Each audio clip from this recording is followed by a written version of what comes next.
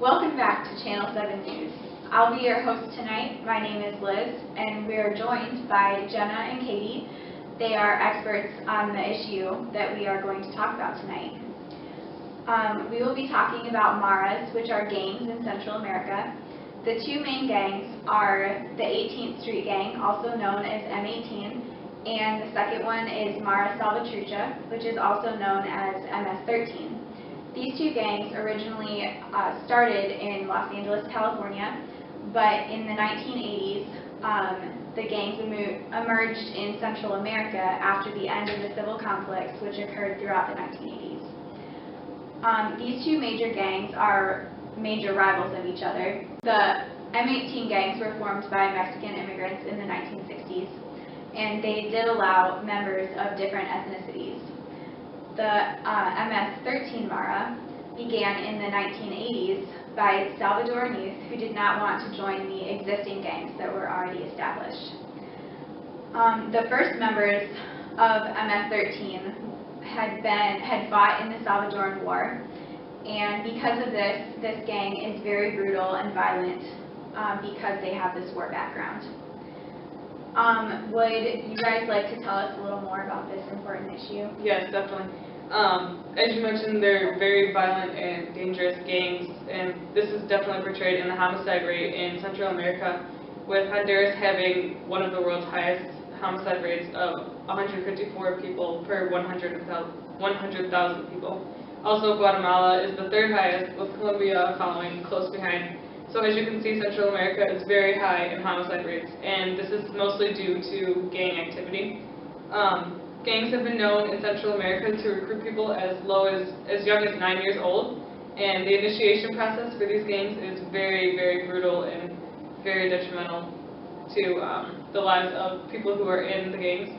Also, other violence within Central America from the gangs is kidnapping, robbery, rivalry, rape, and fights over drugs.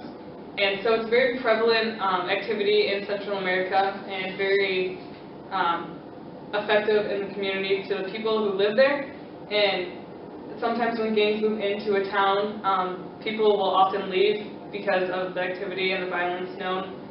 Many people it affects are teachers, people who don't want to be part of a gang anymore, which is very difficult to get out of a gang once you're in it because of the peer pressure and all of the seriousness that's along with it. And also journalists who are very important in documenting this kind of activity, also pressured to leave their hometown when they know that gangs are nearby.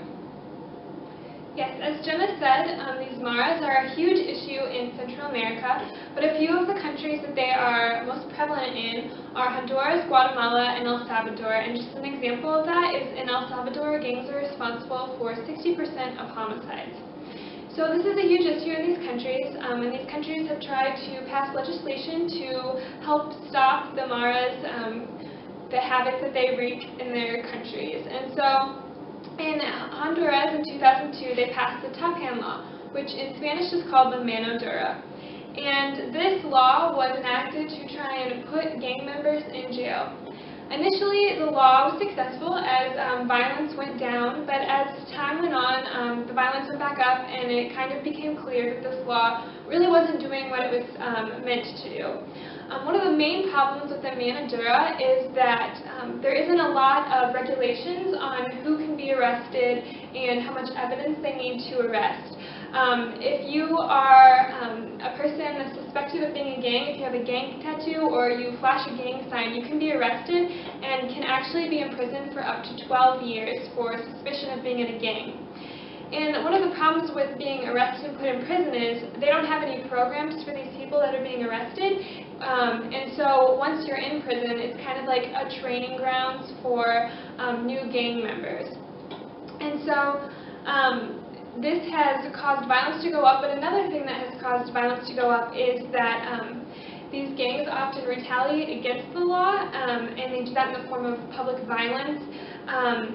One example of that is in Honduras, an MS-13 group of people attacked a bus full of people with AK-47s and ended up killing 28 people. And they said that they did it as a response to the law and to warn the government. So as you can see, this law had very good intentions, but it isn't quite working out the way that the governments had hoped it would, and so reform is definitely needed. Yeah, definitely. So would you, either of you, propose anything different, or maybe try and change the heavy-handed law at all?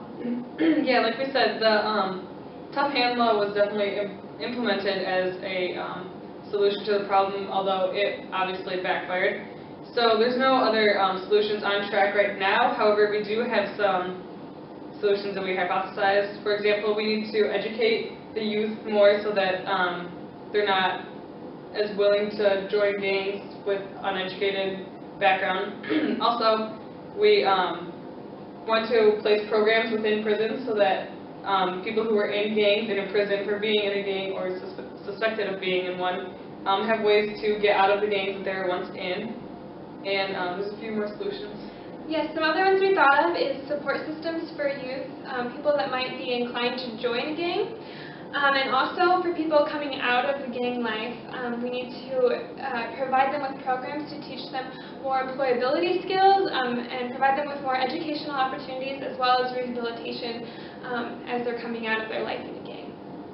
All right, well, thank you for joining us tonight. This is Channel 7 News, and we have just finished talking about the important issue of gangs or maras in Central America. Join us next time. Thank you and good night.